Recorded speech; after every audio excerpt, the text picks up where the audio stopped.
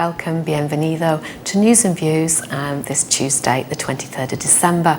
And today we have Ken Campbell, our astronomer, and he's going to be talking to us about the Star of Bethlehem. And later on, Alan Roberts from Santana Books is going to be telling us about some special books that you can give at Christmas that they stock. And also we have the Euro News and the local news, including details about the Pastoralis contest which took place on Sunday morning, and this was in Mijas village. And we also have details of the Spanish Christmas lottery El Gordo, which is known as the Fat One, and of course a festive merienda in the municipality.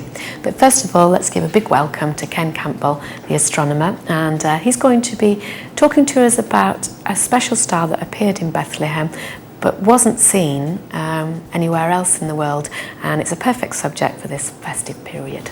Thanks for coming to talk to us today. Hi Karen, nice to be back again. And yeah, you've got some special news for us, haven't you? Well, the thing is, around about this time of year, us astronomers were forever being asked what was the Star of Bethlehem. So I've actually been doing some research on it and finding out, well, what could the Star of Bethlehem have been?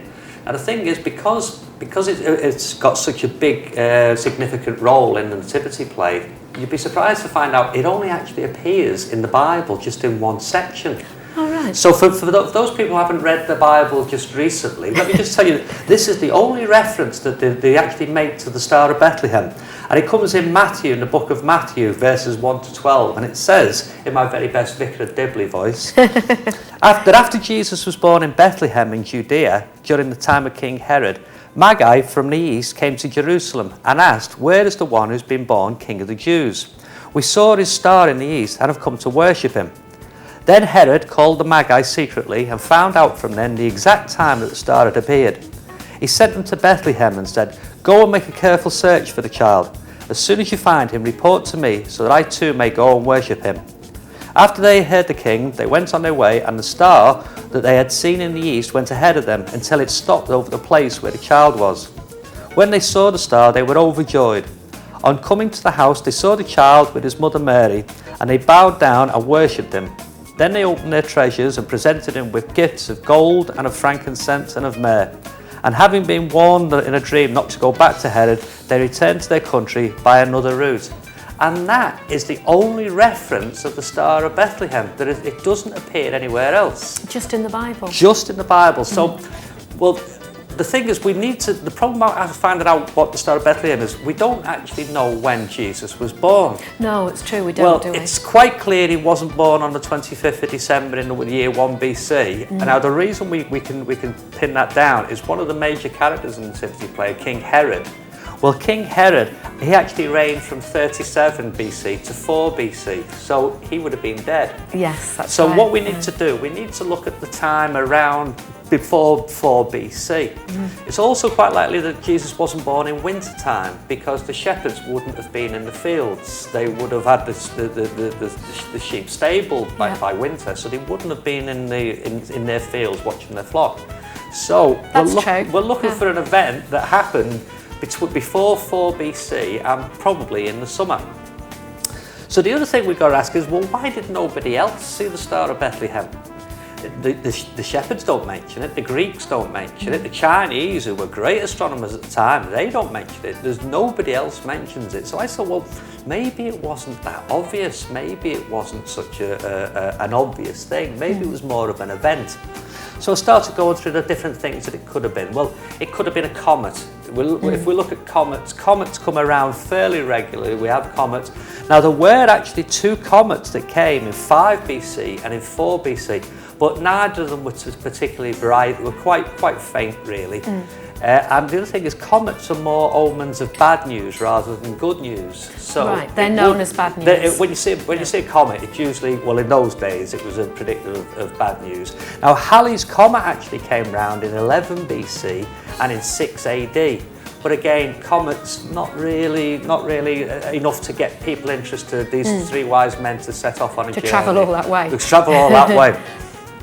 So what about a supernova or an exploding star? We do get supernovas where the star explodes and they're actually visible in daylight sometimes. Now the Chinese actually reported a supernova in about 1054, the year 1054. So the last record we have of a supernova is only 1054, so it's about 1,000 years out. Yes, yeah. So we do get supernovas, but there wasn't one round about that time, or certainly not one reported by anybody else. So we could have meteors, shooting stars. Well, shooting stars, they just flash across the sky in a brief instant. Yeah, they're not that bright, are they? They last a second, just a mere second. Yeah. So that basically ties up all the things that were in the known sky at the time. So what else could it have been? Well, the thing is, all the stars are basically fixed in the sky. They stay in the sky. They don't move. They stay permanently, month after month, year after year. But the planets do move. They wander through the sky. They move from month to month, year to year. Now, normally they move in a westerly to easterly direction, but occasionally they actually turn direction and go backwards. What, the planets? Okay. So now we can explain that. There's a reason for that. There's a reason. We're on a planet that's moving through space. We're moving through space, and so occasionally we overtake the outer planets once a year as we go around in our orbit. We overtake the outer planets. Now, if you think about if you're driving in a car going down the motorway and you overtake another car, that car appears to be moving backwards as you overtake it. Yes, that's true. Like Right? when you're waiting at a train station and a train is going, but you appear, yes. Yeah, so that car is moving forward, but you're moving forward faster than him, so he appears as though he's moving backwards. Now, this is actually called retrograde motion. It's a common phenomenon. We've known about it for a long, long time. But 2,000 years ago, they wouldn't have known what retrograde motion was. So we start looking at retrograde. Now, the planet Jupiter was the king of the planets. That was known as the king of the planets. Now, it actually, during retrograde motion, it went around the regal star, the royal star in Leo, the lion. Not once, not twice, but 3 times it circled around Regulus, the regal star. Now, people would start thinking, oh, the king of the planets circling around the king of the stars or the king of the animals. Yeah, things are changing. Things are changing. And the thing is, all these events that I'm going to tell you about all happened in a very short space of time, and they've not happened in over 3,000 years since. So that was a special event then? That was a special event. Special. That going around Regulus 3 times, that was actually in 7 BC. So we're in the right sort of ballpark area of when it could have been. So we move on a little bit. Because the planets all move across the sky in a very, very narrow band, they're not scattered all over the sky, they actually move across in what's known as the ecliptic. Now, sometimes 2 or more planets will come together as a line of sight effect. Now, this happens regularly. If you saw it on the 1st of December when I was in telling people to watch out for the moon and Venus, right, yes, well, this is what happens. It's known as a conjunction. Now, we get conjunctions happening, but our first conjunction comes in 7 BC. We get a triple conjunction. We get a conjunction of Jupiter and Saturn, and they meet up 3 times throughout 7 BC. We move on. We get now into 6 BC. We get a quadruple conjunction. We get Jupiter, Saturn, Mars, and the Moon all coming very, very close together, extremely close together. Now, again, this only happens about once every 900 years. Oh, right. So we've got Jupiter circling around Regulus. We've got 4 planets all starting to come together. Now, these magi, they were probably more astrologers than astronomers. And these sort of events happening in the sky would have had very significant meanings to an astrologer. An astronomer would just say, well, it's a conjunction of planets. An astrologer, well, there you go. They were thinking something else. unusual was going to happen. Now it starts to warm up. As we start to get towards 3 BC, we've got events that have only happened in 3,000 years, once in 3,000 years. On the 12th of June in the year 3 BC, we get Saturn and Venus coming together about a quarter of the distance of a full moon apart. Right. So they're really, really close, these two. Now, don't forget, the Magi, they wouldn't have understood what a planet was. All what they see is 2 stars moving close together. And these stars, why are all the other stars staying still? And these 2 stars are moving very close together in the sky. it gets better. Remember I said to you, I thought we might need 2 events for the Star of Bethlehem, because one, to get the Magi interested in the Orient, and to say, I know, let's go all the way to Jerusalem. Well, the thing is, they say that they saw the star in the east, and they've been following the star in the east. Well, actually, Jerusalem is to the west of the Orient. Right. So if they're following a star in the east, they're actually going the wrong way. Yes. So I think maybe they meant that they saw the star from the east. They saw it while they were in the east. Not that they'd been following it in the east. They saw it from the east. They saw it from the east. Yeah. So I think maybe, possibly there was 2 events. Maybe something happened that got them excited, and he said, oh, I know, let's go all the way to Jerusalem to find out about this. And so we're looking for 2 events. So our first event could have been on the 12th of August in 3 BC. In the morning, visible from the Orient, we've got Venus is less than 1/4 of the diameter of the moon away from Jupiter. So without a telescope, you're looking at 2 very, very bright objects in the sky, almost touching together. Then about 10 months later, which is about the time it would take to ride from the Orient to Jerusalem on a camel, and about the same length of time it would take for a woman to go full term in a pregnancy. This is true. What we're looking at is what I think possibly the Star of Bethlehem could have been. Right.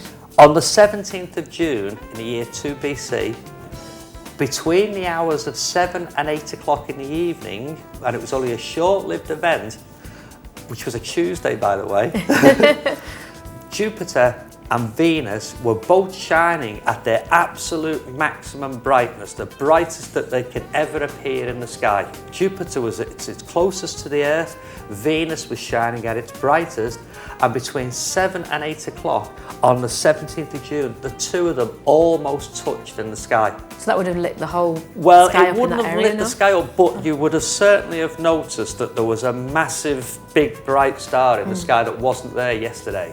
These 2 objects came together. Now the interesting thing is, it was only visible from Bethlehem.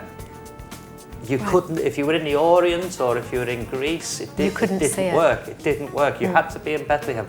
Not only was this happening, not only was this conjunction happening, but at this exact moment between 7 and 8 o'clock, we had the full moon rising up over the horizon. So we had a full moon. We've got these 2 bright stars in the sky. On the southern horizon, we've actually got the Southern Cross was standing up.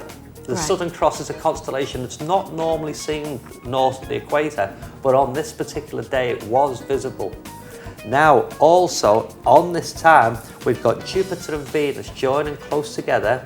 They form a perfect straight line, going straight through Regulus, the regal star, joining up with Mercury and joining up with Mars, making a perfect line straight across the sky and pointing to an exact spot or a stable on the horizon that was only visible in Bethlehem. And it was only visible to anybody who was actually looking for it.